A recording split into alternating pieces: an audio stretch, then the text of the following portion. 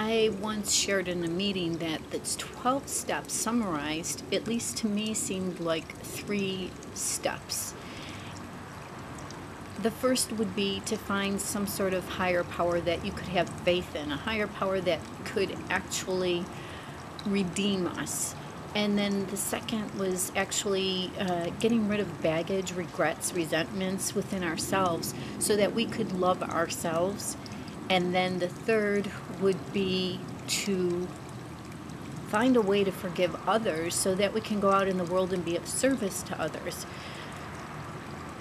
And it seems like in many spiritual programs, on many spiritual paths, service is why we're here. And if you think about it, there's all these different acronyms, and one of the things I learned when I first got sober was the ISM part of alcoholism. The ISM is I, self, me.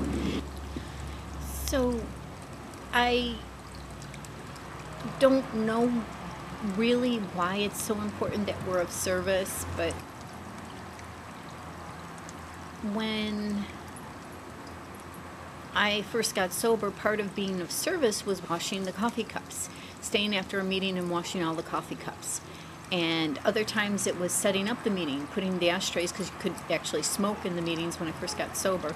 So putting the ashtrays out on the table, and then eventually as you move through the steps, it's working with others and sharing your experience, strength, and hope with them. And like I said, different spiritual paths have different ways of being of service. Most churches have where they either do, Meals on Wheels, or raise gifts for children at the holidays, or actually go into elderly homes or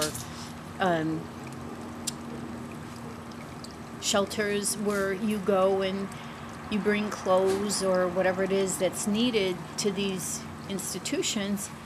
And if you have a talent, it would be so uplifting to go into these shelters and senior homes and share your talents with these people. But the joy of this world,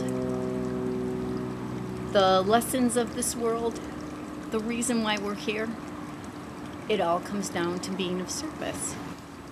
So if you're spending your days just going about your self-centered, self-focused agenda, try to find a way to squeeze service in. It could only make you feel better about yourself.